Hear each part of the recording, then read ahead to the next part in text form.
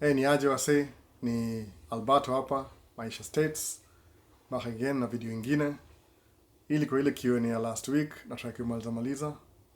So nimekaa sana kasi jadu man cave mazee. Mazee tu niambia ukweli kabisa. Ni kweli, niambia ukweli ama nini? Ukweli ni hivi. Coach wangu aliwatch video. Haelewi Kiswahili, lakini aliwatch video zangu. Alafu akaniuliza mulala for how many hours? Nikamwambia mulala kama 6 hours hivi. Akaniambia no way. Kaniambia story ya kukaa usiku hizo maasubuhi niwachane nazo. So ikabidi nipige nini. Yaani unajua hii weight loss niko na target fulani nafaa kuhit every week. So the last 2 weeks nimekuwa nikistall. Na lose kama tuseme 1 pound, 2 pounds. Kaniambia hapana, there's something going on. Can I go through checklist? Are you eating the way you're supposed to? Kambia ndio. Are you eating every 3 hours? Kambia ndio. Do you sleep enough? Nika hesitate. I was like, no, wait a minute. Why did you hesitate? Nikamwambia mazee nimekuwa nikiduma video zaitwa Man Cave asubuhi nikiamka by 3. Kaniambia no. You're not supposed to do that. Kauza kwa nini? Ukiamka 3 lazima udishi. Alafu 6 udishi tena. Alafu 9 udishi. Alafu 12. Alafu 3 tena. Alafu 6 tena. Alafu 9 tena. So ni kama na go through too many things at the same time. So sipati time mwili ya ku use up ile energy nimestore already. Saka niambia lazima ni cut off one of those 3, either at least nilale mpaka 4 hivi or something. Nikiamka hata nikianza 5 hivi ndio ingiane. Anyway, so ni kama nilijizimeza check kiasi. Ndio maana nimeenda missing in action kidogo. Alafu last week pia nilikuwa concert moja ya Hanaka, nikaa mpaka midnight. Iko poa sana hiyo. Alafu nikapost video. Nijiseti yoski. Lakini ndio hivyo bana, usijali mazee. So ndio hivyo nilikuwa mazee kwa wiki mzima bana. Najua nyinyi wasema mko hapa, wase wengi wako hapa juu ya Man Cave. Hizi video zingine zimebambi. Naona zimebambi kabisa. Lakini hata mimi, hata mpenda Man Cave. Mambo ya streets mazee nimetaka ku represent ili mwachie Ibra. Baada Ibra yuko TikTok kiasi. Najua ni kama ameshikashika na kitu fulani hivi. Yuko TikTok kiasi. So, nitakumuona I think ana post TikTok sahi. Anataka kusensitive vitu fulani hivi atakaa mtu anyway. So ndio hivyo, last time nilikuwa tunaongea juu ya Q&A, ilikuwa juu ya weight loss. Kuna moja ilisema my secret to success. Yeye sijui kama itaja leo. Hii ni story mob hiyo, hii ni another story. Alafu ndio ilikuwa story ya mass shooting, alafu being involved in an accident, tracking, career, kuna win green card with sasa sijui ni anti gani. So naweza mazacha nione. Kuna questions kadhaa hapa hivi sikutaka last time. So hii ya mambo ya weight loss tulikava hiyo, alafu nini nyingine, alafu so there's kwanza tuende in order. Kuna moja sema mass shooting in America. No, mass shooting. So mass shooting ni kitu nikaa hivi. Niki-explain atasemaje. Mass shooting hiyo ni kama kuna machali wazungu fulani wale wako I want a social life. No, I want a social life kitu kaa hiyo. Alafu awacheza ma video game, ma online, I want friends, naweza sema hivyo. Hapo huita mental illness. Lakini najua ni ile nani ongea story. Ni either Owen ama John Duty. Ukuja States, unajua vile mtaani unaweza enda utoke kama utembee hivi kwa madukani hivi, upate wasee mpige story, mkae huko hata 3-4 hours, mkichapa story, alafu urudi uende mtaani maneiba. Sasa hapo States mazee social life hiyo waga thumbs down. Neighbor wetu sasa hii how imeface hivi for example, ama imeface hivi. So neighbor wetu on the right side ni aitwa sajinake RSG. Jina lake ni Bob. So Bob na wife yake wako wawili. Wako na mtoi mmoja. Unaona? So mtoi wao tutacheza na watoi wetu, lakini age yake si, mtoi wangu ni 8 year old na 6 year old. Mtoi wake ni kama sijui ni 5. So kuna vile aingiani na watoi wangu in a way. Some things are quite similarities, some things hawana. So kama boeka kila saa tukakucheza na sisi. Pia sijui maybe Jimini msemo mweusi na mekanizi kidogo. Huyo buda ana shida, hata hiyo mother sijui. Alafu neighbor wetu huku juu ni my young couple. I think ka 24 year old na 22. Alafu wana watoto wawili. So hao pia mimi ni mzae. Hata wife ni mzae kumliko. So kuna vile tuingiani na hao vile. Unaona? Hata sijui. So hiyo hivyo. So nikiingia kwa hao maneighbor wale mimi najua kuna mbuyu fulani kata yani meteorologist itongaje so weather hao itoaje watu wa weather hawa. So anaishi down the block, mali niko na ride bike pale last time kwa kona kabisa. Yani best yangu juu yupenda magari, aliongea na wife akamwambia move do my camera. So pia ni mtu wa camera. So hiyo ndio saka najua neighbor hapa hivi. That's it. Najua neighbor mmoja kwa hii street mzima. Ile officially. Alafu kwenda juu hivi hawa kadhaa kuna Nigeria but sijai bonga naye. Ni Nigeria na wife yake. Sijai bonga hata nao. Ile tunasalimiana salute na story inaisha hivyo. So social life yako ni kama iko dead hapa hivi states. Especially kwa suburb. Kila mtu ana mind to business yake. Naona. So pata kuna watu wanazaliwa ana mabeste, anacheza ma video game. So community yake ni online. So kumuinfluence msekao hiyo ni very easy. Ana dem, ajui kuongea na madem. Alafu unajua watu weupe au very good boys. Ma good boys kiasi in a way. Naona. So wataka kudu kitu yote ile iko against the ordinary. So napata anakuwa influence online, anaanza kuhate watu weusi, juu online na muinfluence, ana buy gun. Juu buy gun mazee kama uko 18, kuna states kama uko 18 year old, alafu zingine kama uko 21 unaweza buy gun. Yani gun inanga sheria states. Anybody can buy a gun. Naona. Sasa lazima uwe careful. Usiende ile ujinga watu Kenya unaenda unamanga wife ya mtu. Msasa kama kulipue bwana, usicheze na wase. Alafu hata na jail of course. Lakini gun anybody can buy a gun. Anybody. Naona. Anybody can buy a gun anytime. It doesn't matter. So unapata msekao huyu ako kwa hao, anakuwa influence online, ana buy gun, anapiga tizi kwa gun range. Ile uchungu kimfikia ile highest, anaenda aingie mahali aseme the best place to kuwa watu ni mahali kuna wase mass kama kwa mall ama chuo. Chuo au expect msea kama gun. Sawa show up alafu wana shoot wase, wana shoot up the place. Yani hiyo ndio mass shooting happen hivyo. Alafu legislation juu history ya gun ni very tricky. People already have guns. Alafu kuna wazungu feel kama wako na gun ndio inapatia power. So ni ngumu kuambia wase utawanyang'anya gun na gun ndio symbol yao ya power. Unaona? So ni kind of hard sana. So hiyo debate hiyo inaingia, iko Senate inatoka, inaingia. Nobody really wants to tackle hiyo issue. Unaona? So inaenda kwa tu vile inaenda kuwa. Unaona? Na kwa mbaya hivyo. Yani I'm making sense anyway. So in the story of mass shooting, even do happen by the way. Kukuwa na gun unaweza kuwa na gun ukitaka. Unachukua tu gun license alafu unaenda buy gun. Ukitaka kuwa na gun 3 bado utakuwa na license. Hiyo ni the legal way. But hiyo story yote kama iko na waitangaje ma loophole. Unaona? Ina ma loophole. So haiwezi ingia na vile unataka kabisa.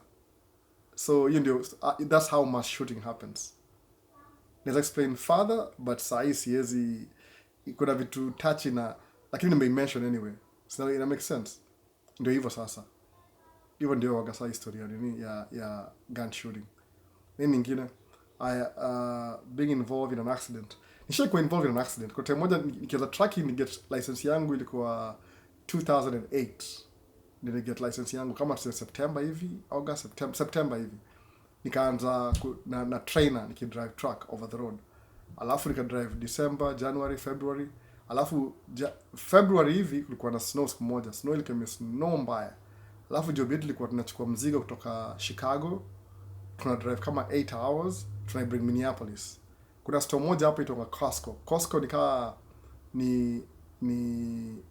ni kama supermarket lakini ni wholesale in a way. Au unanunua vitu in bulk. Everything in bulk. Sawa. Everything unanunua bulk. So ilikuwa Costco warehouse. Ilikuwa hivyo sasa. Nacheki. So time moja nisha deliver mzigo, unajua kama uko loaded na truck ni poa juu, iko na ile stability, iko na ile weight imeshikilia chini, iko poa. Lakini the moment uko empty, una lose ile inaitwaje?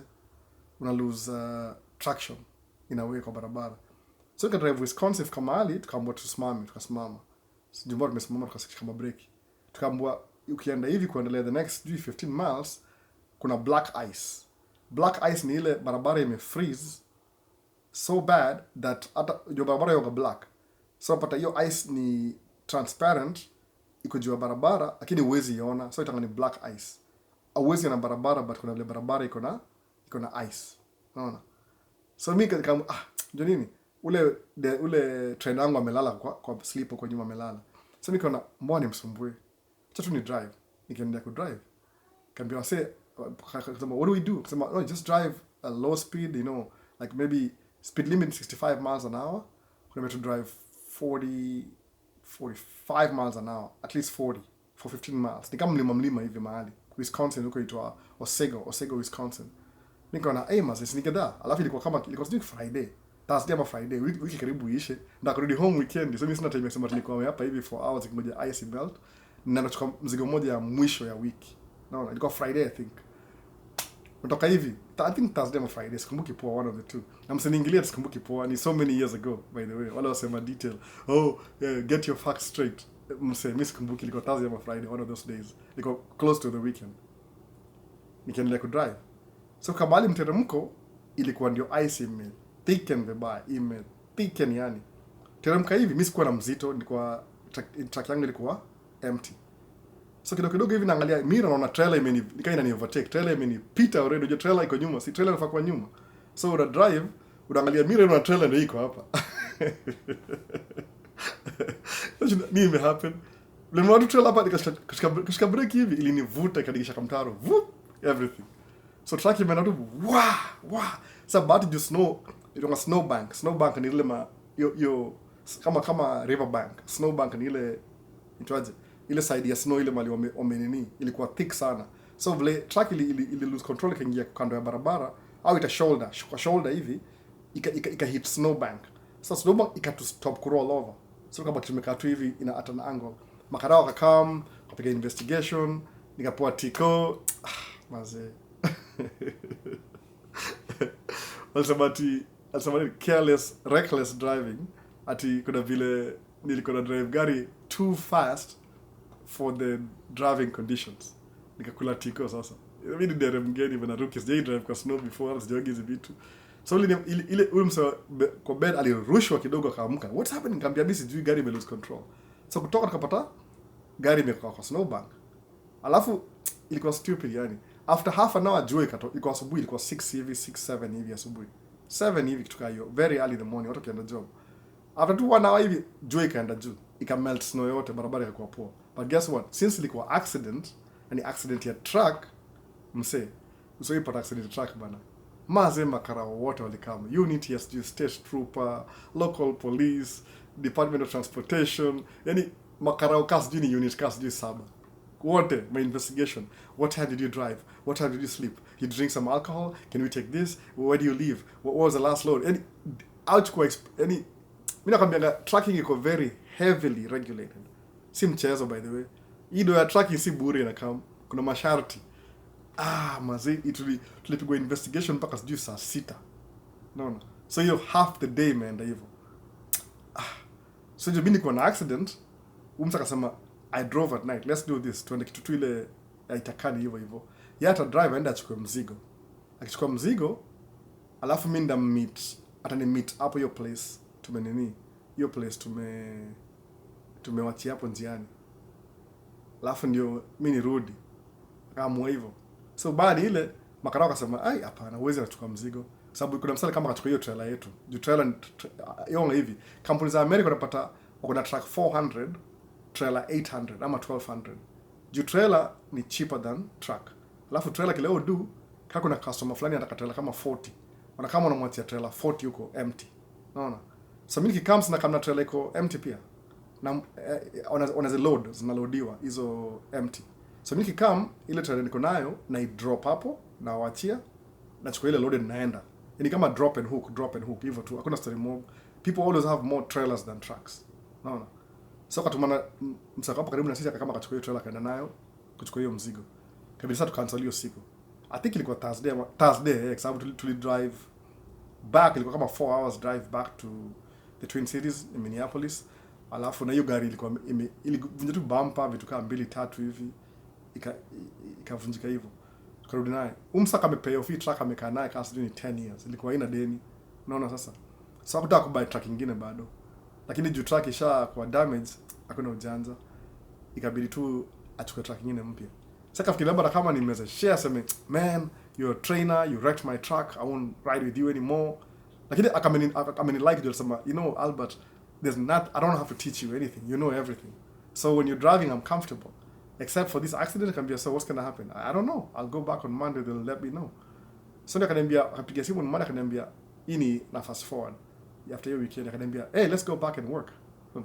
Seriously? Yeah. They'll give me a loaner truck. But you have to drive to Osego, whatever your place inaitwaje. Hiyo Wisconsin ilikuwa si Osego, inaitwa town fulani hapo Wisconsin, inaitwa Appleton, Wisconsin. Tukadrive gari yake personal mpaka huko. So idea ilikuwa to drive gari yake personal, achukue truck, aende achukue mzigo, alafu akamnaye Minneapolis, alafu mimi drive gari yake back. Ama tuache gari, okay, tulifanya hivi. Tuliacha gari Appleton, tukachukua mzigo. Tukamnaye Minneapolis, tukadrop. Tukarudi back to Chicago empty. Kamnaye Minneapolis, tukadrop. So on Friday akanidrop hiyo Appleton, nikachukua gari yake. Nikadrive home yake nikachukua mzigo ya mwisho. Tukarudi gari yake home. Tukadrive hiyo truck ilikuwa Kenworth. The first time I drive Kenworth for kama 3 weeks hivi, ndio ilikuwa na order ya truck nyingine brand new. I get truck brand new. Truck brand new come, nikarudisha hiyo Kenworth, kaenda kudrive hiyo Freightliner for another 3 weeks hivi. Kafika Januari, alafu ile story kaisha hivyo. Unaona? Ili kwa story yangu ya accident by the way, ni wreck truck ya mtu. Niko na trainer. Bado ni keep though. Ako ni fire, ni keep bado. Alafu hii kwa kama Februari hivi, alafu ile kwa 2009 February 2009. So ndio kitu ka ilikuwa hata sikumbuke 2008 2009. Oh, the following year 2010 niko na best yangu sasa aitwa Devi. Tulikuwa tumekaa weekend hivi nikachukua kuzo flight wa Kevo kuzo. So Kevo alikuwa ana nguo za kwenda church, tukaishia place inaitwa aje ya kubai manguo. Akabai shati, akabai trao, yani out dress pants. Zile shati ile official, ile collar na tie na kila kitu.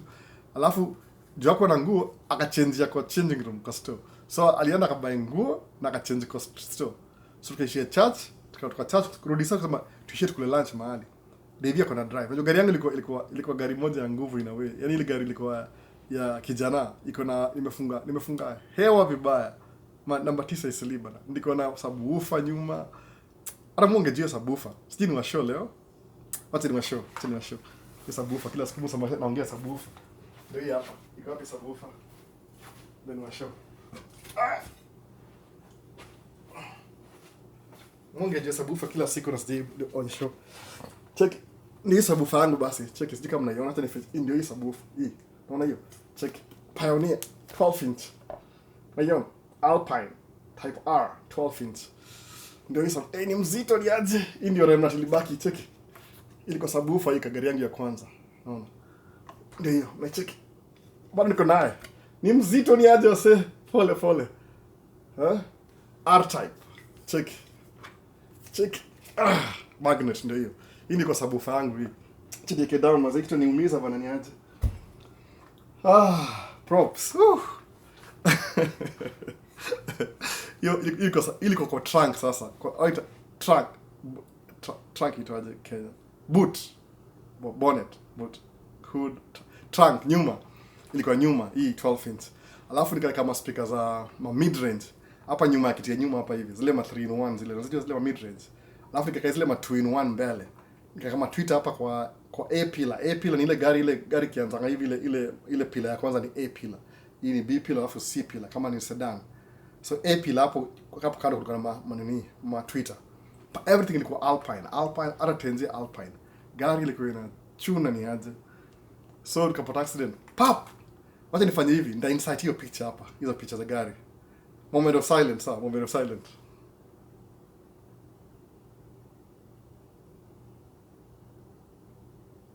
Ndio hiyo basi. Hiyo ndio Toyota Corolla ilichapwa ni aje. Totaled.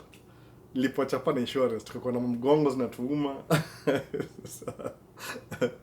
Ilikuwa accident noma sana. So truck nilirek truck ya mtu nikarek devaki drive ala sisi by the way msako na drive nyuma yetu light ika turn red. I think akaangalia simu. So kugeuka kuangalia simu hivi distracted driving. Kuangalia juu hivi amekaribia na light iko red. Alituchapa yani hiyo gari ilikuwa sedan ilichapa iko kama Volkswagen GTI Golf. Nasho picha ndio hiyo mmeona. Nimekaja picha. Ilichapa yani kwa total. Mazee ni kwa gari yangu ya kwanza yani my first car ever. Iligongwa yani mazee. Mazee ndio kuja stress kwa gari yako ya kwanza. Kama wasa kuja hapa Subaru boys. Enyi wasa na Subaru boys maze. Subaru boys nini? Subaru ni gari. Anyway, ni mimi. Wacha niweza kuhit na wase. Mimi siwezi buy Subaru. Siwezi by the way. Sorry. Poleni bana. Subaru boys pole. Siwezi buy Subaru mimi. Siwezi. Ni gari ya Japan, naona. Ni gari siwezi buy Subaru. Sioni. No. Anyway, hiyo ilikuwa na yangu Toyota Corolla. Alafu baadaye nikabuy nini, nilibuy Toyota Camry 2009. Nasema 2009. Hata sikumbuki mwaka bana. Chana hiyo story enda hivyo. So hivyo ndio story yangu ilienda hivyo ya gari, accident ya pili. So ni get accident ya truck na accident ya gari ndogo. Both time ilikuwa total hiyo nini? Written off. Au itaje kaja nimesahau jina. Total ile ilikuwa total loss. No. Well, they just gave me the money for the car, whatever left over. Nikalipa loan, nika buy gari nyingine. That's about it. Kaisha hivyo. Ile mtoto wangu alikuwa few months old, maybe 2 months old. Huyo mtoto wangu mbigi. So, hiyo ndio story accident. Nini nyingine? Number 3. Ukiwin green card na watoi na wife. Okay, ukiwin green card kama wewe ni chali. Whoever who's married to you and your siblings wanaingia hiyo mpangoni. Watapewa visa wote. Kama ni mother, ukiwin green card wewe ni mother, utaingisha wahazi wako na watoi wote. Kama ni hazi utaingisha wife yako na watoi wote. Kama ni mtoi ndio sasa kuna ujanja, itabidi I don't know hiyo watoi poa. Kuna sababu hizi vitu kina naongea hizi vitu sana. Mimi mazee sijui hizo vitu poa. Mimi nikam na green card. Na sisi ati ni ignorance ile nilikam na green card mimi mwenyewe, alafu nimetry F1 nikashindwa. So kukam na green card ilikuwa ni kama blessing kwangu. So hata sikuwa najua what's happening. Kanjua tu walinipatia visa nimeenda States. So I didn't even look at ile procedure tukabaza hivyo. So hiyo ni question ya green card kuja na watoi. Alafu ingine ni racism. Maze racism ni topic big sana. Ama nigusie tu. Racism ni hivi. Kuna book niko nayo hapa naisoma, but sijui kama naweza share hiyo book. Si kitu maybe naweza share kidogo. But they postpone racism. Racism ni hivi. Wase walikama wachukua wase Africa, wakawa bring hapa hivi. The first slaves in America walikama 1619. Because the state of the company of Virginia. Virginia ni state of Virginia. Wakawa the first slaves. So slaves likuwa unambuy binadamu, very expensive kubuy slave. Lakini once umembuy, that's it. Ni wako. Watoi wake ni wako. Familia yake ni wako. Wife yake ni wako. So imagine kata mimi na truck, mimi na truck. So na business ya truck. I have 100 trucks. Alafu na madere wangu wa truck. So musema hivi, if you have a driver, whatever you make income, unalipa driver kama 30% ni driver wages. Alafu 40% maybe ni expenses. Ama 30% ni driver wages, 30% ni expenses, alafu business na keep 40%. Or 30%. It depends na business maintenance na nini. Ama kama uko na truck payment vitu kama hizo. So imagine na truck 100, alafu na madere 100, au madere walipe mshahara. The only thing I give them is food na a place to sleep. But I don't pay them any wages. How much am I making? But I could make 30% na make or drive here for free basically. So I don't pay them 30%. Alafu na expenses zangu ni 30%. Alafu na make 40%. So how much am I making? 70%. So watu hawa waupe walichukua slave, they were making 70% of the profit from human beings working in their fields for free for 400 years plus. Well, imagine 400 years for free, no labor, nothing. You don't pay them nothing. They're working for free. So imagine, why do you think the US is the richest country that ever existed in the world? Because they had slaves working for free for 400 years. No. Awasema compare mtu mweusi America na mzungu. Mzungu is 10 times richer than a black guy. Income, wealth. Ile wealth inequality. Watu wazungu wako 10 times. Na huyu ni mzungu ule average, ule tu regular Joe. Ule tu kwa streets, ule tu wanaishi kwa suburb whatever. They are 10 times richer than the average black guy. No. That's what I'm most try kuwa rich. Na mimi naishi kwa suburb. No, life yangu ni expensive kiasi. So kama naishi kwa suburb, maybe I make the same amount of money au maneighbor wangu wana make kitu kai. Unaona, nime make it kwa suburb. 10 times richer.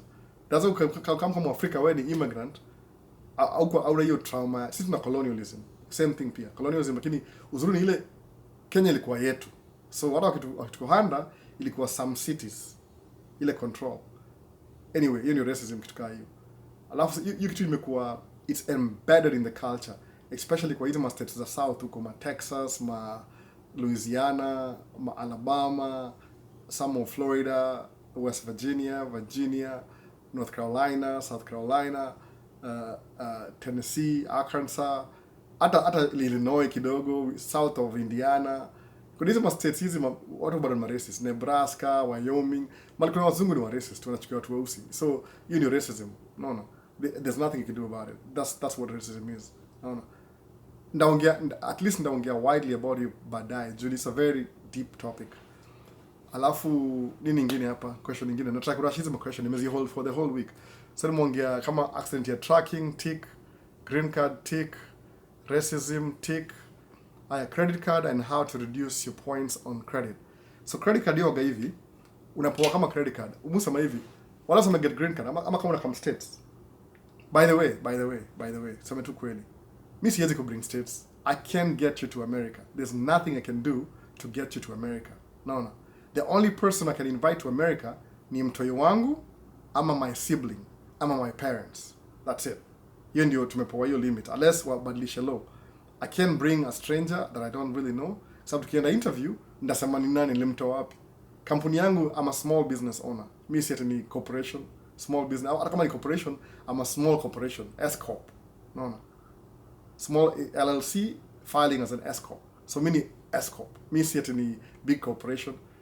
Siwezi bring msek nisaidia kuja hapo. I can't help you.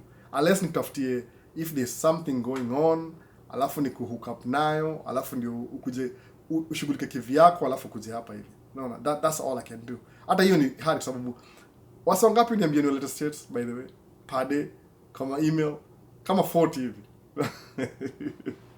Najua ni ile kutoelewa hizi vitu but ndio hivyo, unaona? Inakuwa hivyo. Ni kutoelewa, siwezi walaumu. Wakielewa hizi vitu poa tajua that's not how it works. Kukuja states ni solely falls under the Department of Homeland Security. Ama human, hata tumesayo jina. Ni president ana decide.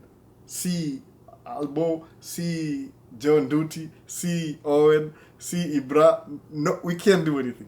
I mean, kama msea kwa kampuni kubwa, maybe they can sponsor you. But lazima kuwa exceptional employee. Like you're one of a kind. Which is true, you're actually one of a kind. But job, kila mtu fanya job. So, you doesn't really count. So ndio hiyo story ya kuja hapa hivi. So kisha come states, musema hivi, figure out any way that you can get your feet, 2 feet, kwa ground states, uingie kwa ground, yani ile ucheze ground game. Ukuja hapo ground game, ukanyage chini. Unaona? Ukanyaga chini hivi ground game, guess what? At least now, itafungua maneno. Hata kama umekam kutembea, hata kama sijui niseme nini, ukuja, lazima ukuwe na ground game. Unaona? Ground game itakusaidia by the way. Itakusaidia sana kuenda ahead. Ukifika hapa hivi kuna mbinu. Mimi najua hivyo. Kuna mbinu. Haitakuwa easy by the way. Kuna mbinu. Na kitu kwa macho bana. Poleni by the way. Kuna mbinu yani. So fika tu hapa. Try your very best to fikia hapa hivi. Alafu hiyo story ingine ita work out tu. Itakuwa ngumu but everything good you have to work hard to get it. Nizongea hizo vitu baadaye. Hiyo ndio the next video by the way. So ndio hivyo. So manze I can't get you to America. I wish I can help 5,000 people come to America. Siwezi. Hata mimi nilitoa hapa. How did I come here? Siku mtu kunifailia, nilifile green card. Nikakuja hapa hivi. That's what I did. So anyway, credit card. So kuna credit card unaweza poa kama when you're brand new umekuja states hivi unapata green card. Ndio msema kupata green card kama story last time. Una celebrate nini sasa? That's just the beginning of the journey. No. It's not the end of the journey. It's the beginning of the journey. Ukipata green card ndio unaanza. Lazima uende medical, masijui interview, uganji, uchakanje hiyo ganji, utafute kanji ya tikiti, ufly place ujai kama ujai fly before. Kama mimi kuja kutoka Kenya, that was the first time nilifly abroad. I mean, nishaenda Tanzania, but hiyo ni bado Africa. Nilifly yani overseas. No, overseas ni ile overseas literally. No. Ndege ya first ilikuwa sijui ni 8.5 hours kutoka Nairobi mpaka Amsterdam. Ndege ya pili ilikuwa from Amsterdam to Minneapolis St. Paul. No, MSP International. So that's the first time I flew. The next time nilifly niko naenda wapi? Niko naenda Seattle conference. Nikaenda Florida conference. Most of the time mimi si traveling sana. Mimi waga homebound. Mimi ni mse wa man cave. Sikuwa gida travel sana by the way. Mimi mupenda kwa home. Unaona kuna vitu mtu mia kwa hao my convenience easy do without by the way. I have to be around home. I'm a homebody. Tukaa hiyo. Traveling sana. I can travel but sikuwa gida travel sana. Na watoi na business. Yani niko tu homebound most of the time. That's why entertainment yangu iko centered kwa hapa. Hata sijai come Kenya tangu nitoke Kenya. So ndio hivyo sasa. So ukikama hapa hivi states, the first thing, if you want to get a credit card, mtu anza kama if you don't have any records. Kwa sababu records ni ile credit utilization records. Kitu kaa hiyo. So I think Kenya got the same thing, sijui, but wacha explain, let me understand. So the first thing utapata ni secure credit card. Hii credit card ile utaambiwa bring so tatu $300. Upatie bank $300. Wakupatie $300 credit. So ukishapewa $300 credit, it doesn't mean that you have to spend $300. Ile the most ideal situation, use a third of that amount before your payment cycle, which is 30 days. Alafu, every 30 days, ilipe. Ama, wacha tufanye practical. Umepewa $300. 30% of $300 is very easy. It's $300 divided by 3. You need 100. So every month, every 30 days cycle, use $100 of your credit. Musema hivi, tumia hata mafuta, weka mafuta ya gari, swipe, ujaze tangi ili weekendi, ujaze hiyo weekend nyingine, ujaze hiyo weekend nyingine. Alafu ile weekend ya 4th, hata huwezi buy mafuta sahi so moja. Back in the days you could have sahi mafuta sijui ni how much. Ni expect kidogo. Maybe you need $200. Hata sijui ni how much, but example tuko back in the days ilikuwa so moja za kurun the whole week, the whole month mafuta. Kama una Toyota Corolla, that is. See Audi ni premium fuel. Anyway, $300. Alafu utumia $100. The first month, after 30 days payment cycle, lipa your $100. Lipa, pay. It'll be back to zero. Second month, tumia $100. Lipa tena. Third month, tumia $100. Lipa tena. Fourth month, tumia $100. Lipa tena. Fifth month, tumia $100. Lipa tena. Sixth month, tumia $100. Lipa tena. Ukienda 6 months, urudi kwa bank uambie, angalia rekodi yangu. Itakuwa the 7th month sasa, see the 6th month, the 7th month. Uambie, I need more credit. Increase my credit limit. What they'll do ni ile watakufungulia. Just now, your record, kuna credit bureau. Hapa hivi US. Kuna TransUnion, Equifax, na Xperia. Hizi tatu hizo monitor credit yako. Every time you make a payment, unapata good credit points. So points na increase. I think the lowest ni 350 ama 450. Nda confirm. Alafu the highest ni 850. Kama mimi. Mwanga 800 but excellent. Because I pay my bills on time. It's a big deal. You just pay your bills on time. So mwanga excellent. Since 2016. Excellent credit. No. Niko 850 saa zingine. But jumu tumia once in a while niko kama mwanga kama maybe 820, but still ile A inaanzia A plus inaanzia 750 tukaa hiyo to 850. The last 100 points ni excellent. No. So kwa excellent inamaanisha you're more responsible with your credit. So kienda kuomba credit, as long as your income to debt ratio ina allow, you'll get good credit. Good interest, ni interest ya loan. Unapata lower interest with a good credit. But if you have bad credit, unapata high interest. Why high interest? Because your record si mzuri. You have bad credit record.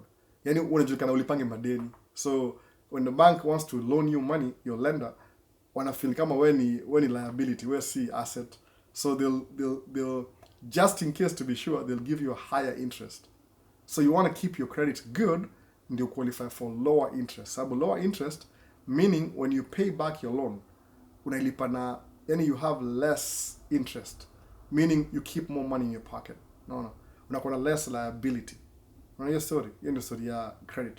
So always use 30% of your credit. Ndio uendelee kubuild your credit score. Because after 1 year it can increase. And the quickest way besides hiyo kuchukua kadi ya $300 akiwa credit card, enda ununue gari ya mkopo. Unaona? Gari ya mkopo. Ibra, akwambia watu Ibra ati gari ya mkopo si mzuri. Enda ulize Ibra tena. Sasa kama ni ukweli ama ni uongo. Enda muulize hiyo story sana waambie. Nasema gari ya mkopo si watu chukua gari za mkopo. Inabidi kwa sababu kuchukua gari ya mkopo ni consumer debt, but ni gari ni basic need America. Kudrive si big deal. Hata Mario drive. He never drove in Kenya. Akuja hapa kaza kudrive. So sisi kudrive ni big deal. Kudrive ni kama kupanda buku kwenda job. Everybody does it. Owning a car is a big deal. Huwezi buy gari kuna ringia wase na gari. I mean, kuna gari za ringia wase nayo kama Lamborghini. Juu Lamborghini ni bei ya Lamborghini ni bei ya nyumba. Kuna nyumba, yani you can buy 2 houses na Lamborghini zingine by the way. Nyumba kama hizi mimi naishi suburbs. So Lamborghini ni prestigious. Yani ultra luxury. Hata si ni luxury kawaida. So ndio hivyo. So build your credit. Borrow. Borrow. Nunua gari ya mkopo ulipie pole pole every month. Every 6 months it increase.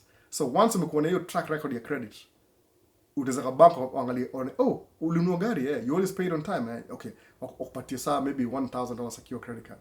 Alafu every time I get credit card, don't max it. Usitumie 100%, tumie 30%. Alafu always pay your balance every 30 days. Itakusaidia sana ku build credit. Industry ya credit card. Naweza ongea more if you have any questions niambie. Okay, nini ingine? I'm trying to go through all these questions that will be back to the main thing. So, credit card ishamaliza. So, ingine ilikuwa gani? Ile ilikuwa, what do you eat to lose weight? So, to lose weight, maze. Mimi nilingia program inaitwa Optavia. Kama hujaisikia hii jina, enda online utafuta tu Optavia plan. Okay, nina bar moja hapa hivi. Unajua saa ngapi saa hii? Leo ni afternoon sasa. Hii ndio bar, mko laiba. Hii ni one of the bars. Hii ndio kampuni, sijui kama mnaiona. Nafunika macho ndio usinione. Sijui ina focus. Ndio hiyo. Hii ndio bar mko. Hii ndio kampuni to Optavia. Unaona? So hii bar, hii ni fueling, one of the fueling. Hii ni nini inaitwa lemon tartar crispy bar. Nakula hii maybe in the next 1 hour. Sawa. What happens ni ile unakula breakfast. Breakfast mkula cereal. Ukona cereal yao pia.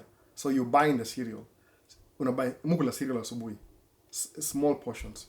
Saa 3 nakula iba. Saa 6 ile lunch yangu nimemake nakula lunch. Kama half of my lunch box. Alafu saa 9 nakula bar ingine. Ama saa 6 naweza kula one of the mkula hivyo hata kila kitu. I wish ningezi bring. Ndazi bring. Sikuwa nazo hapa zote. Mkula cereal asubuhi. Alafu bar saa 3. Alafu kama crispy itwaje? Kama Doritos. Itwangaje? Chevra. Tukaa Chevra hivi. Check mix. Chevra hizi chevda za Wahindi. Saa 6. Alafu nakula bar ingine saa 9. Alafu hizo ni 4, ndio?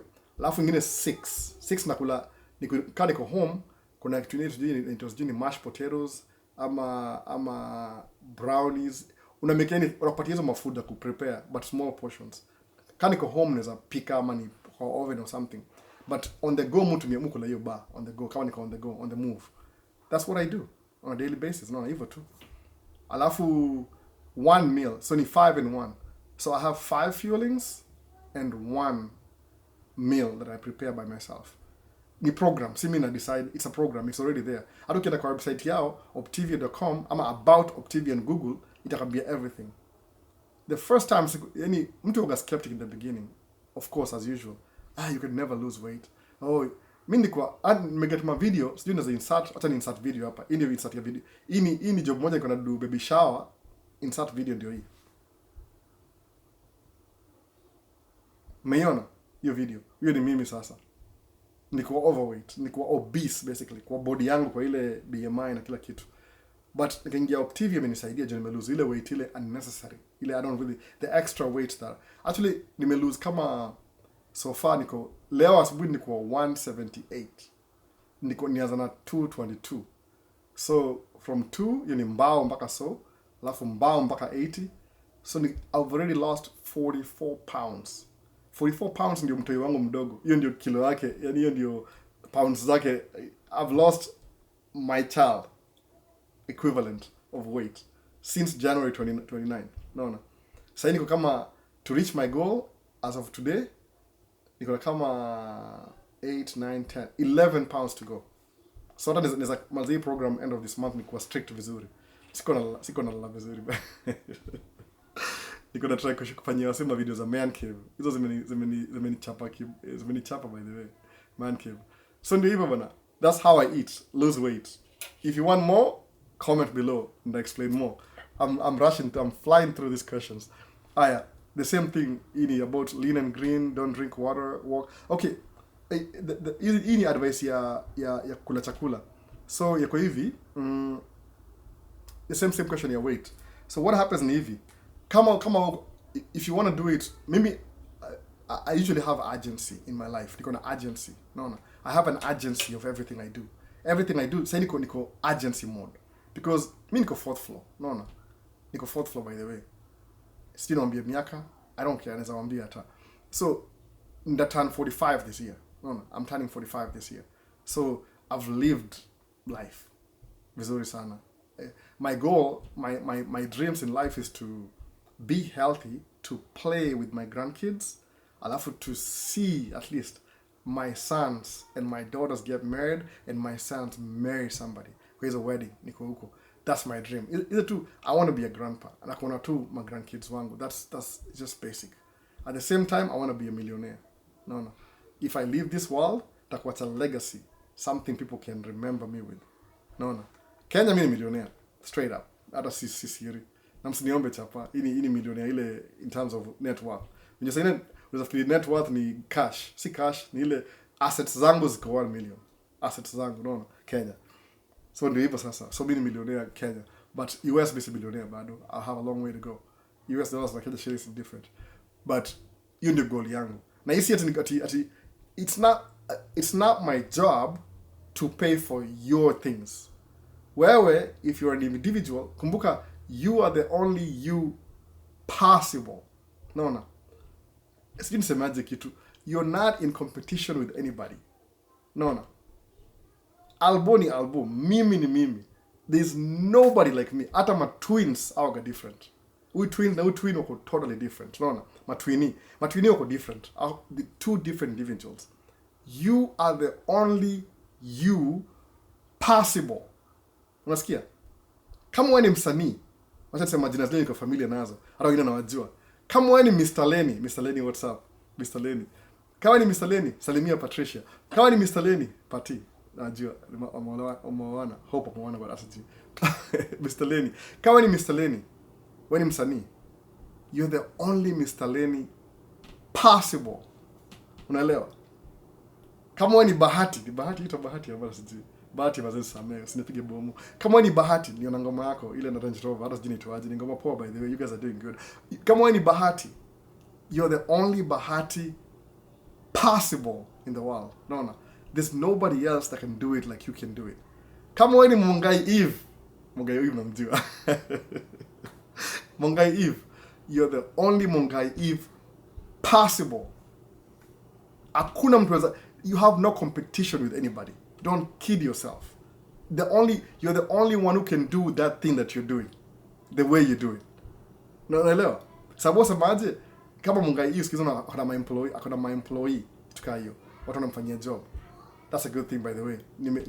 Reason naweza sema hivyo ni ile I used to watch Mungai Eve interview watu kwa streets. Na Dennis the National na African Traveler. Hao ndio YouTuber first watch by the way. Alafu sasa nimeona Mungai Eve na kama show yake. Yaani ni branding, ni personal branding. Yeye ndio Oprah wa Kenya. I mean, let's think okay, na deviate kidogo. But imagine Mungai Eve ni demo amekuwa kiinterview tu kwa streets. Now, look at what she's made it out of her. Look at what she's made that improve life yake. Imagine. She's doing it on the streets. Meaning, anybody can do that. If she can do it, anybody can do it. But ile point yangu ni ile, Mungai Eve is the only Mungai Eve possible in the world. There's nobody else. Ka yeye.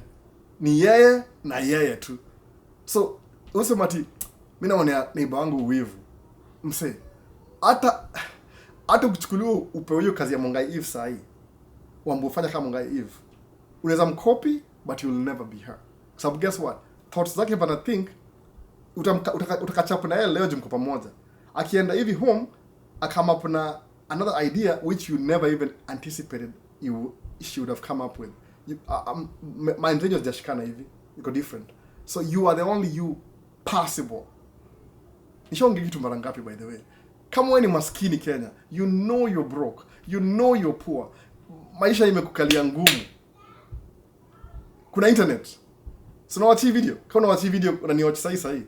Kuna internet, si ndio? Go to Google ama chat GPT. Jiulize, what can a broke Kenyan do to make money in America? Or to make money anywhere in the world? Alafu pata solutions. Answer. You guys don't get it, man. I don't know what to tell you. You don't have any competition. You are you. Bro wangu, bro, I'm proud of my brother, my little brother, the youngest one. I'm proud of him. Mtamuona tu atakam peke yake atafika hii place atafika. Sitaki kumtaja nimkatishie bure. Bro wangu nimemtumia makamera, mwambie anze YouTube. Maybe see it's not his thing. Yeye ni artist kuchora. Yuchora na nini zile ma spray. Ma graffiti ni mnoma. Kupaint ni mnoma. Sasa yeye ni musician ni mnoma. I'm proud of that guy, man. So, guess what? Bro is the only person possible. No. Slogan ya McDonald's in the 70s or 80s, sikuwa hapa, sasa sijui, ilikuwa often imitated, never duplicated. Sikia kitu. Often imitated, never duplicated. Let's go back to Mongai Eve. Mongai Eve is the only Mongai Eve possible to interview somebody as Mongai Eve.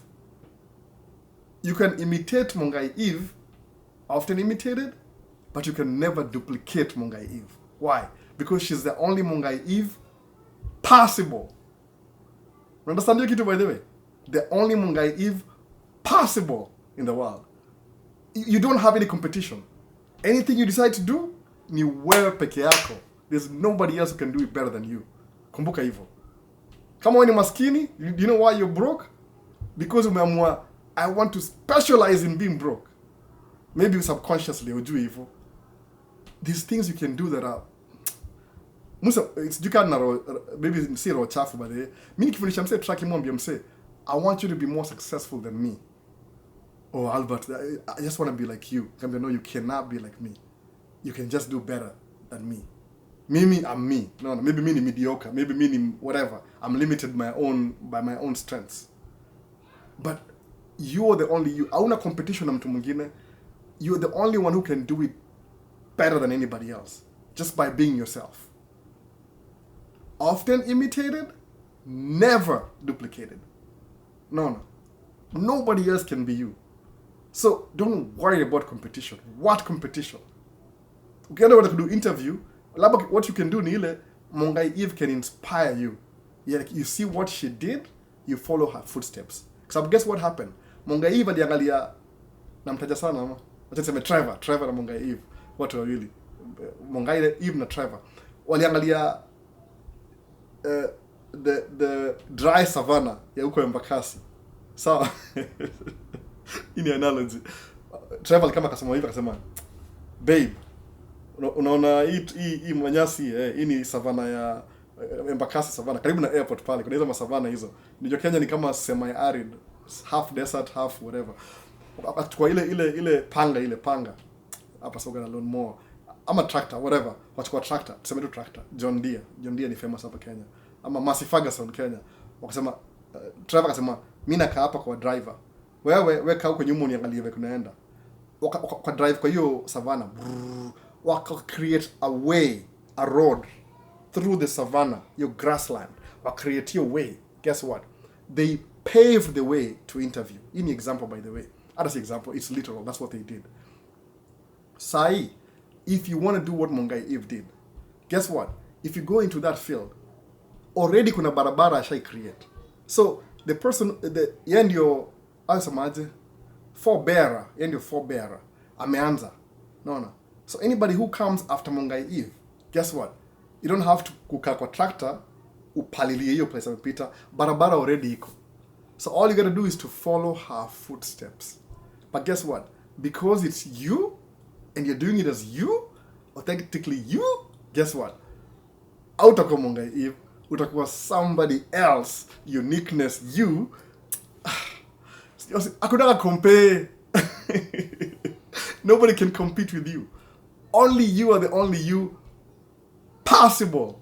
Understand hivyo? Nobody is like you. Hata kuchukua DNA. DNA kuna ile A, B, itakuwa I. Your I ndio inakudifferentiate. It makes you totally different from anybody else. So you have no competition. You have no excuse not to be famous.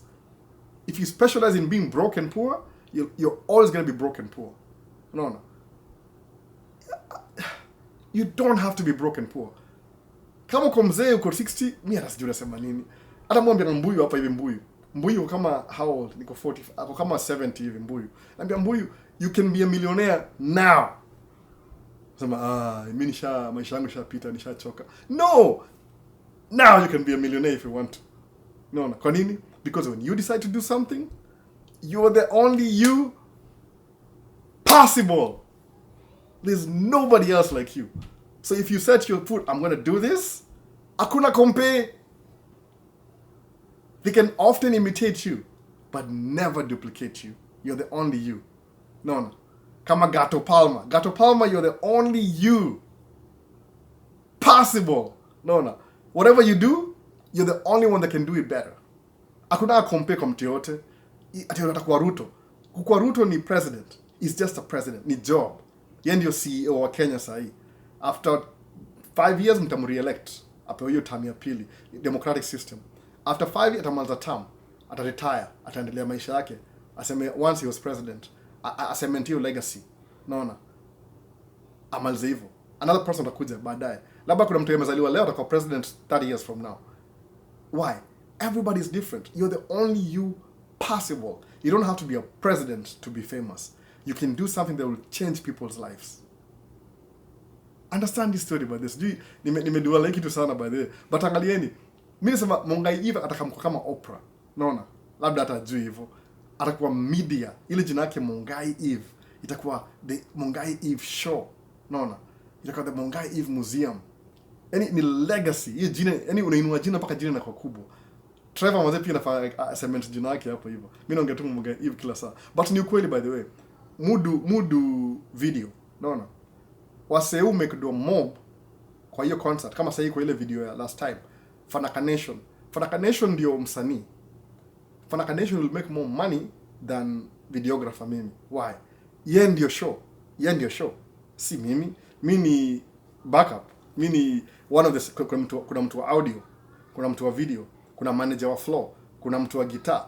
Ile it's a system organization. Oprah said you do everything peke yake. Alaba Oprah knows nothing about cameras. Kama leo nimeka lens mpya, leo natumia 35mm. Naona? Nimesema nyuma kidogo. Sijui kama sound iko poa, but sema sijaitumia hii lens kwa hiyo. Acha nijaribu leo. Naona? Oh, by the way, 5K nimefika, 5K. So camera nimeiweka kwa box already. Hata niwaambie. Hiyo camera nimeitoa kwa system. Yaani hiyo camera iko off the fleet. Nimeiweka kando sahi. Kwa sababu we are halfway there. Kama sawajuni nini ni ile nisema hivi. When this channel hits 10K subscribers, I'm going to give away a camera system. A whole camera system. Like itakuwa camera, lens, microphone, hata tripod ukitaka, lights, as long as I can ship them to you. Ile tatoshare. I will send it to you. No.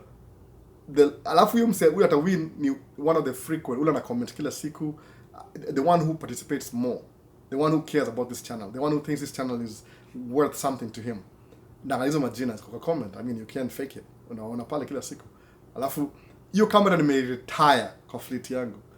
Yaani believe it or not, nimeretire mpaka nimenunua wengine. Nimeanza kudigress. Tena show. Nini? Leo tuko ile lens yangu ni mbaya. So nafunika macho. Inaitwaje? Unaiona? Cinema line nini? Sony nini? FX30. Naona. Hii ndio replace hiyo camera already. Sababu hii ni Canon by the way. Unaona? FX30. It's not the best but hii ni ganji nimelipwa juice imekam. Unaona? Ndio hii mbele tena. Unaona? Anaweza unbox mtakuiona. Sijui kama anaweza unbox sahi. Tena unbox haraka. Camera ndio hii. Fungua by the way. Mpya kabisa. Haya. Box ndio hiyo. Unaona? Fungua kwanza. Kuna hii cable USB whatever tupe kando. Unboxing the camera. Hizi nini hizi? My paperwork. Tupe kando. I'm serious. Camera ni retire by the way. Hii ni handle. Mwasho haraka tena show handle. Tena ke box chini kwanza. Ndio muone. Ndio hii handle. Ndio hiyo. Naona handle ya. Haya, chini. Tulikana chini. Turudi back to box sio danganye. Hata siko na plan fanya acha nimefanya tu ndio muone. Camera retire by the way. Nini hapa? Camera ndio hii. Haya, camera ni gani? Tuna ke box hapo mazera speaker na moja hapo. Hata siko na plan kitu by the way but imekuja tu. Haya ndio hiyo. Nitoe unboxing. Ndio camera. No.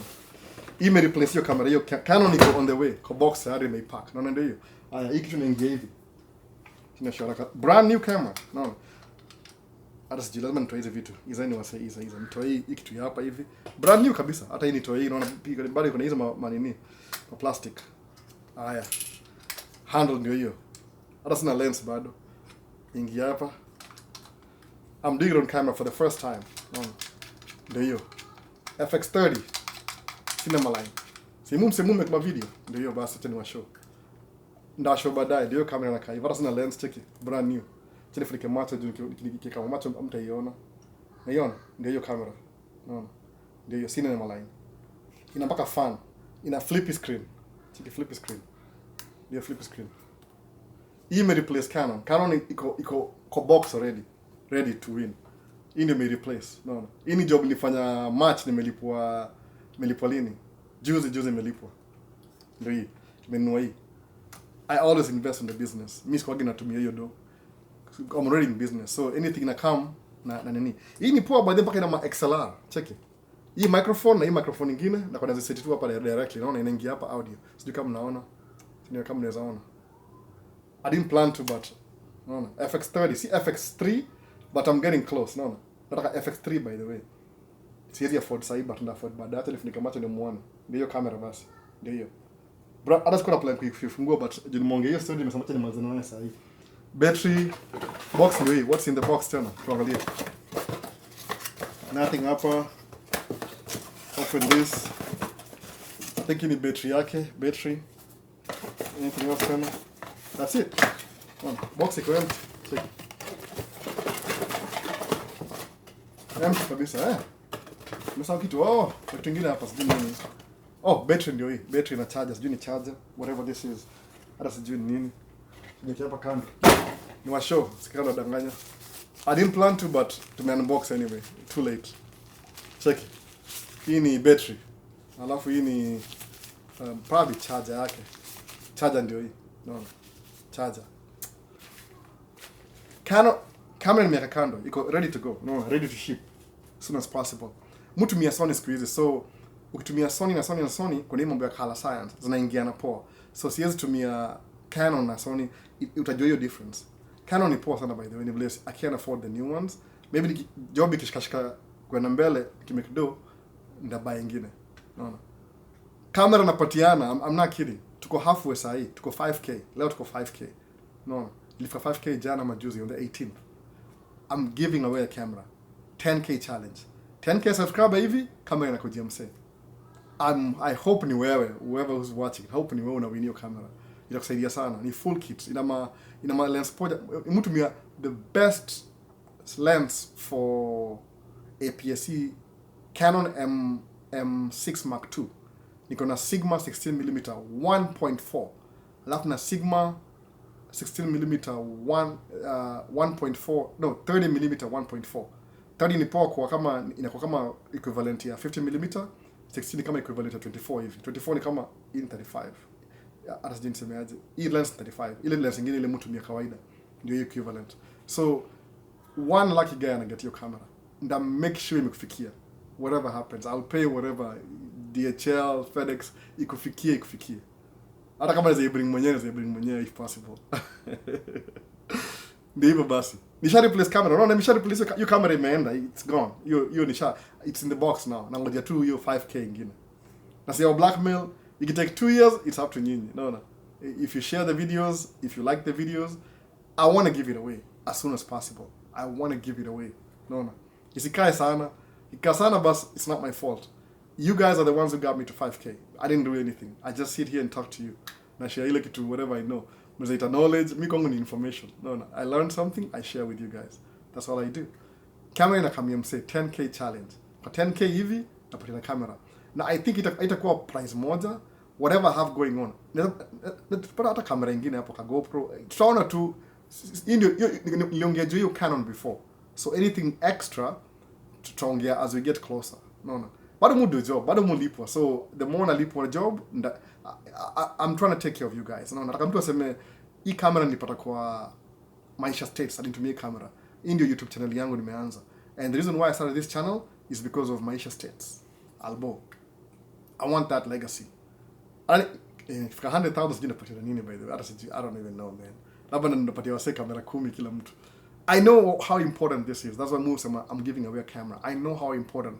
Mimi, in Kenya, I used to have dreams. I dreamt, niko dream vitu mob sana. Niko naishi huko F2, naangalia hiyo booth ya DJ sema, "Masi, kama nilikuwa na uwezo nikae pale ndani." Alafu maybe after a few years nikakuwa na best yangu fulani, nikaingia ndani ya DJ booth. Kusema, "Masi, kama nilikuwa na uwezo ni DJ tu hizo mangoma."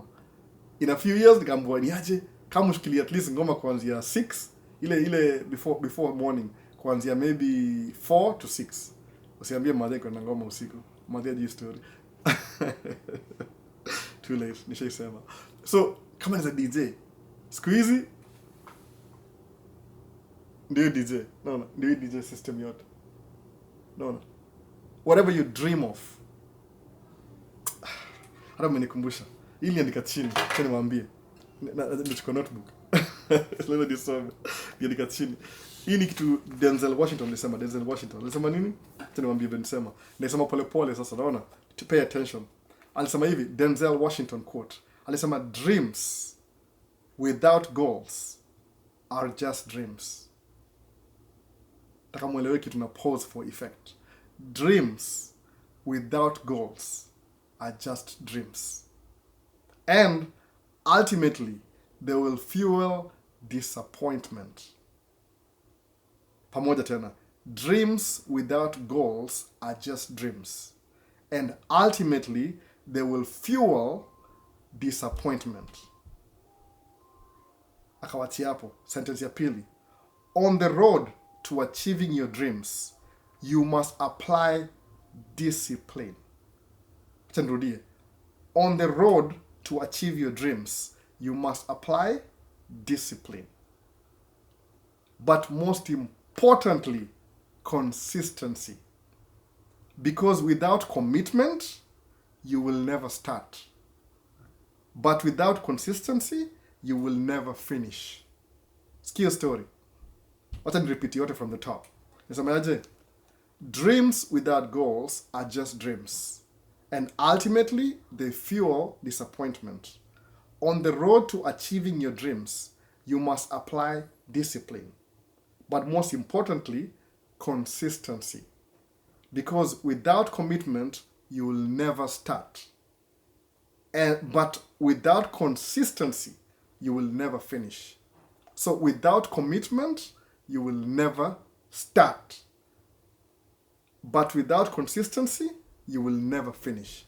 Meaning, even if you have commitment, now uanze, and you don't have consistency, you will never finish. What's this all about? Dreams without goals are just dreams. Understand you kitu? I dreamt of having a DJ unit. Ndio hiyo hapo. Equipment ni $10,000. Siongei kubrag. It cost me money to do this. Sibayingi hizi vitu mara moja. Nimebuy kamera. Hii kamera ni kama ni uchungu na ni si uchungu per se because nilido job. I worked. Msali alini book, akanilipa, nikamfanyia job. Nikampatia results. Akanilipa kidogo akaniambia nikimaliza kumpatia results atanilipa.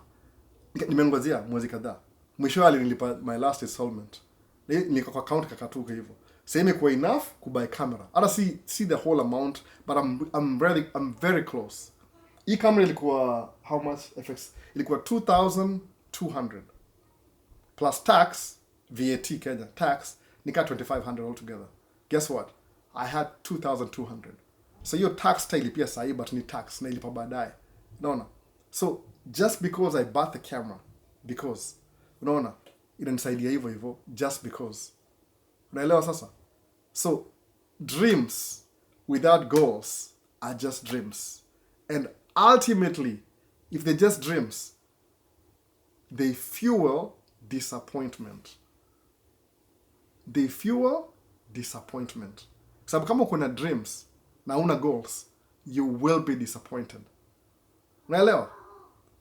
Alafu na sentence pili. On the road to achieving your dreams, you must apply discipline. But most importantly, consistency. Because without commitment, you will never start. But without consistency, you will never finish. So you need commitment to start, consistency to finish. Your dreams need to have goals. If you just dream, dreams, so, and your dreams are empty, guess what? If you just dream dreams, and your dreams are consistency, that's all. That's it. It's just a dream. Just a dream. Napigia masimu hapa hivi pole.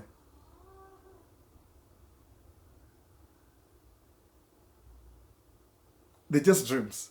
You sleep, you dream, you wake up in the morning. Those are just dreams. They're nothing. But dreams without a goal are just dreams. You dream of coming to America. Start figuring out how. Nimesikia story ya John Duty, by the way. John Duty. Kila mtu ana story, by the way. Unajua hata story ni story. Story jina musa move le muta na story ni narrative. It's narrative ndio story. Definition ya story ni narrative. Hata angalia kitu. Ukiongea kitu ya something that happened in the past, what do you call that? His story. His story. Sikia story. His story. You break down into words. His story. I could be wrong. But I mean, in my puny little mind, then to imagine a puny, his story ni kama story ya mtu ya past. No, the narrative. John Duty asema alikuwa na bidii, ana apply, anasoma, anaangalia ma email, anafanya hii, anafanya hii. Embassy karibu cut off day, anajua everything information. Guess what happened? Ilimfikisha States. Sai anaduma podcast. Akona John Duty TV. Unaona? Anawaambia wasema, anawachanua. Kama mimi ndio nachanua sai. Ni my life experiences. Wase. Dreams without goals are just dreams. Wacha nifanye hivi. Hii itakuwa the next man cave. Niko nimesha prepare hii before, lakini ni topic nyingine hii. So to flip hii side nyingine tulikuwa. Nataka mazizi ma Q&A nimekaa nazo sana kama wiki moja, wiki mbili hivi. Unaona sasa? Ndio hiyo sasa. The last thing ilikuwa nini? Ilikuwa hii ni ya meals. So musema hiyo Optivia, mukula lean and green, drinking water, walking 30 minutes, avoid carbohydrates, sugary drinks, fatty foods. Hivyo. Hii nishaisema last time kile video. Alafu ingine ni ile tracking school that pays you for your training, but you have to work for them for 2 years. Kenyan holidays like Madaraka Day celebration. Yes, dina manisha. Nasema nimtengeneze video ya Madaraka Day. Unajua it depends. Maze kama holiday na kama saa America, next ni Memorial. Memorial na kama I think ni 29th of this month kitu kaa hiyo. Memorial. So it's a holiday that's coming up soon. Memorial. Alafu kuna 4th of July. Hiyo ni Independence Day. Hiyo ni holiday pia. So Madaraka Day itakuwa 1st of May ishapita. June, 1st June. June ni holiday Kenya. Sinaona. Okay, hapa kama ni weekend, Wakenya wanaweza kwenda kwa park mchome nyama mkwenda happy. Kama ni weekday, it's a little bit tricky. Sababu si holiday, si holiday hapa, unaona. Kama iko weekend, maybe something will happen. Ama wataipostpone, ama itakama mapema the weekend before, ama the weekend after. Kitu kaa hiyo. Nikiona event yote ya Wakenya, ndana ni film. Ndawaambia. but inakaa I'm trying to do the stretch thing sababu Ibra sijui si bado kwa busy bado anataka panga vitu zake Ibra. Ndio kama Ibra hata kufunga wasa sana kungojea sana bana. Ana shughuli yake atamaliza tu. Mimi si manager wake, yeye anajua bana do. Atamaliza story yake alafu atakamkudo video. Hizo vitu za streets yeye ni savvy, is very savvy in that. Mimi si mnoma, I'm just trying. So mimi effort yangu Mungu hata ile time ya fanaka nimechoka mpaka nishindwa hata kuongea. Naona. Niko na kamera kangapi? Ilikuwa 1 2 3 4 cameras. Moja ilikuwa kwa stage, nyingine ilikuwa mbili zilikuwa nyuma zinaangalia hivi, moja wide, nyingine tight, alafu niko tembea na moja. Unaona? Hata nisahau nimeshikilia moja hivi juu, nikablock ile kamera nyuma, yani you can see my camera from the camera behind. Man, but inakuwa hivyo sometimes you one man iko kipo one man. Mtu akutrain mtu kama wawili hivi. Sababu when somebody has a camera alafu mpatie this is what you do, inakuwa kuna movement. Anyway, I just had to do what I had to do. Mtu mmoja unaona ni hard saa zingine. Na ilikuwa sare by the way, ilikuwa sare kabisa. Nataka kumake my footage ndio build portfolio yake ni YouTube. Ndio YouTube ni content. So yani musician, yani msanii, ana time by the way, ni msanii. Hata hii mambo ya YouTube ana need manager. Unaona? Watu creative au creative. Watu creative, they are creative in one thing, but they can't do everything at the same time. Kuna hii quote mangaje, a jack of all trade is a master of none. Unaona? Hata sio ngiandika down. Iko mrefu than that. Unaona? A jack of all trade is a master of none. Nwati hapo na maza hii next time. Acha niandike chini, a jack of all trade. A jack of all trade. Hata sijui ni saa ngapi by the way. Imefika 1 hour hata sijui. Nimekaba question zote okay. Ya mwisho ni ile ukienda tracking school that pays for your training for 2 years, pays for your training in the beginning, then you have to drive for them for 2 years. Musema hivi, kama una choice na kumeka states na uingie tracking school, mostly Swift Transportation, one of the largest company in America, watakutrain for free kwa sababu wako na self insurance. Unaona? So Swift utakaa nao, utakutrain for 2 months mpaka upate license. Then watakupatia gari. But the moment ukishaanza kufanya job, they will pay you peanuts. Kwa nini? Because you're a new driver and they invested in you by giving you schooling. Then they'll pay you enough to pay for your tuition. Musema hivi, ingize kampuni, alafu waulize if you train me for 2 months, alafu niwafanyie for 2 months, alafu if I need to go, what will happen? Wanasema, well, if that happens, then you have to do what? You have to pay us the balance, whatever balance you have left over. Microphone inaanguka hapa. Sijui itashikilia. You have to pay us the balance that's left over. Musemaje, if you can drive for a company for at least 6 months, accident free, unajichuja. Kwa sababu most of the tracking, I think ni kama between 4,000 na 6,000. Unless wamekubukia hoteli, kuna other expenses, kuna room na nini, chakula, wanakupatia allowance, itakuwa maybe 13,000, 14,000. But kama unajitegemea mwenyewe, una doo yako mwenyewe umesave in advance, ni kama 6,000 at most. Ni 4,000 plus interest, 6,000. So 6,000, it sounds like a lot of money, but ukianza tracking average over the road, kuna watu make hata 10,000 a week. Hiyo ni gross. Hata ukitoa expenses, still utakuwa na kama 8,000. Kama unaanza tracking 2 months, ganji ni 6,000. Why do you want to drive for somebody for 2 years?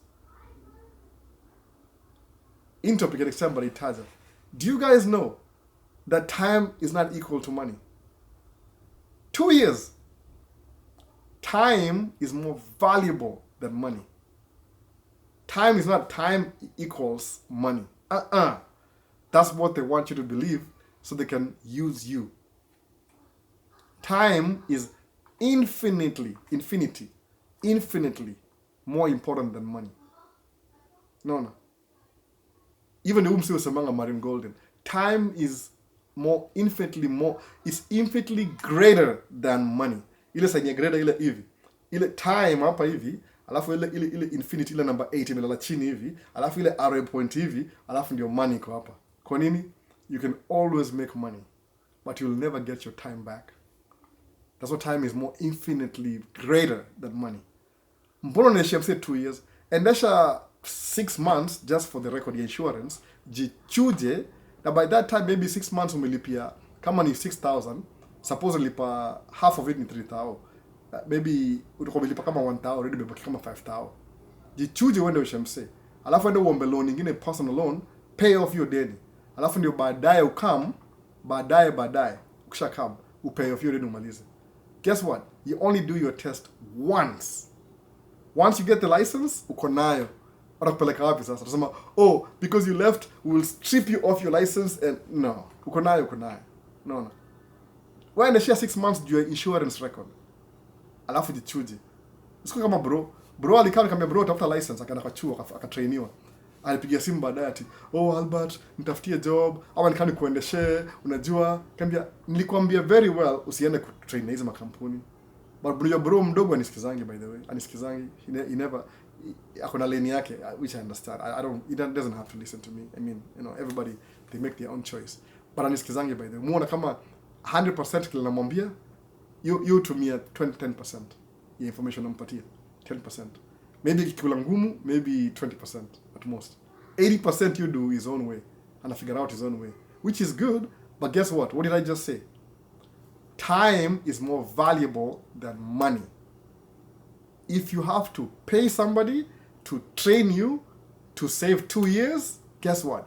Pay somebody to train you to save 2 years. So guess what? In 2 years from now, utakuwa na do 10 times hiyo do ulipo huyo msee mara moja. But if you waste time, 2 years from now, utakuwa lose 10 times the income you should have made 2 years ago. Unaelewa? Hata sijui nimeongea for how long, but ndakata hii video hapa sasa. Nishamaliza question zote ndio hiyo basi. So ndio hiyo tracking hiyo 2 years, ingia kwa tracking wa kufundisha for free. Alafu ka at least 6 months, at least 6 months ile insurance records, ile clean driving record for 6 months. Mara mingi America wao wangalia 6 months to 2 quarters, 6 to 1 year to 1.5. Once you pita 1 year record ishaingia. Uko poa, una accident, uko accident free. Hata kama una accident, at least kwa hiyo record umekuwa drive. Unaona? Haujaua mtu nini. Alafu ki apply insurance unapata insurance. Alafu from there the sky is the limit. So mimi niliwaambia ile video ile moja liko na ile wasiwasi liko naogopa. Moga camera, by the way. Msimlaumu. I'm really new at talking to the camera thing. Ile video nilikuwa nikianza YouTube, I was scared. I'm still scared. Someone iko na butterflies kwa tumbo. Like, but nasema tu acha tu niongee. Kuna wase this information is useful to other people. So acha tu niongee. Bado moga na uoga kidogo. Kuna ile shyness kidogo. But anyway ndazoea tu. Unaona? So ndio hivyo. Hii video shamaliza question zote, by the way. Ingia tracking school if that's your only option, if that's the only option. Sababu kumbuka what's the goal? The goal is to get this commercial driver license. Whatever means necessary. Just get it. Hata kama ina cost 12,000, get it. Kwa nini? Once you get it, ile ability ya kupay it back itakam. Ule msi upata green card Kenya, anachangiwa pesa, anakata tikiti, anafanya nini, anakam states, anakaa 1 year jaili pa watu deni, alafu anasahau alichangiwa pesa, alafu alipo wase, hiyo ni bad faith. Tuongee good faith. Utoka Kenya, umechangiwa pesa, ukamapa hivi, chapa madabo, job 2, ulipe wase wote deni yao in 1 year. Mado kitu poa sana. No. Kwa nini? The investments they invested in you, you give them returns. Na patiananga interest juu yake. Don't just give them the money they give you. Kama kuchangia 40,000 mpatie 50. Wala mpatie 100, mpatie 120, mpatie 10% interest. Unaona? Ndio asikie poa one, hii do yangu I gave it away, it was a good investment. Imeniletea 10% within less than 1 year. APR, annual percentage rate ya interest. Do that. Naona. Rudishia msee na katip extra. Kwa nini? It's a good investment. Ukipata green card, wao ushaomoka, by the way. Aliwaambia the Kenyan American home. Aliwaambia ukipata green card umeomoka already. Yaani imefungua njia nyingine ile si ya kila mtu.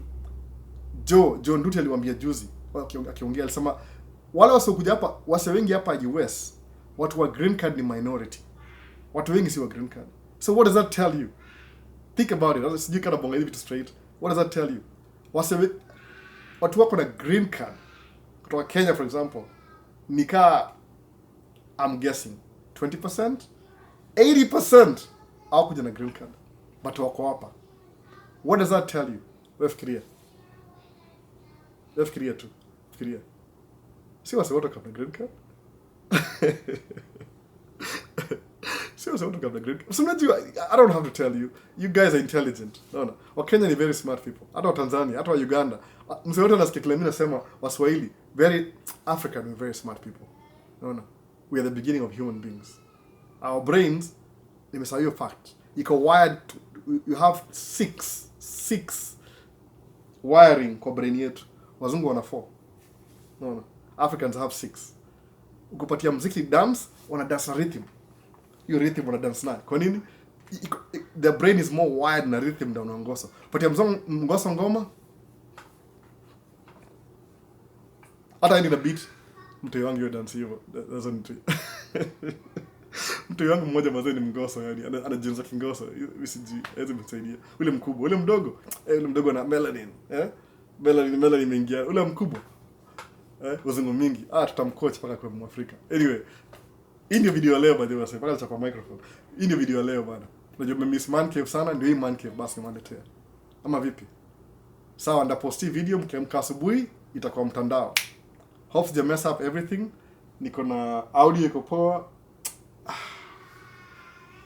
Hope they mess up kitu yote by the way. Hata sijimu mess up kitu tu once in a while. But kama nime mess up bahati mbaya.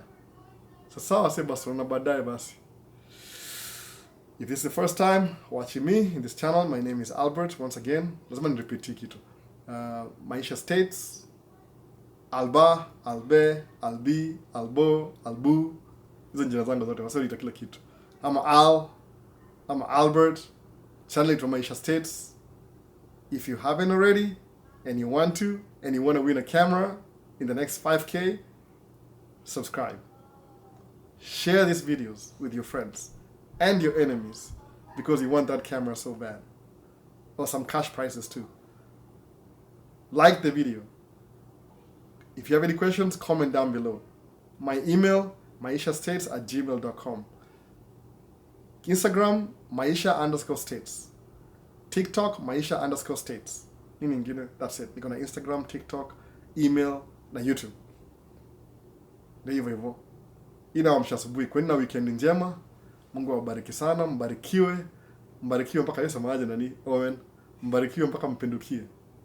Nasema tu many blessings. Many blessings. Many blessings to you and your family and your friends and your girlfriends. Na sija insult anybody. Wala nimetaja jina zao leo ni two example. Msinipeleke kwa itongaje. Unajua ndaambia story by the way na come. In the history of Christianity, anybody who did not conform to the Catholic way of system wasema wewe ni heretic. So when you are a heretic, what they did, they would burn you at the stake. Yaani unakuwa kama barbecue, unaweka moto chini na kufunga kamba huko juu, alafu unachomwa kama nyama choma, burning at the stake. Nimeanza topic nyingine, but mnaelewa, hii ni book ni sawa. Anyway, next topic. If you want to know more about that history of Christianity, ndawapatia story. Don't burn me on the stake. Mimi napenda Umongai Eve by the way. She's doing a good job. Na Trevor ndio background. Trevor ni kama mimi maybe Trevor si kama mimi. Ile tuko behind the camera, behind the scenes. Ndio mimi basi. Perfection na kila kitu kona. But msanii ndio the most important. Kumbuka hivyo. Msanii, yani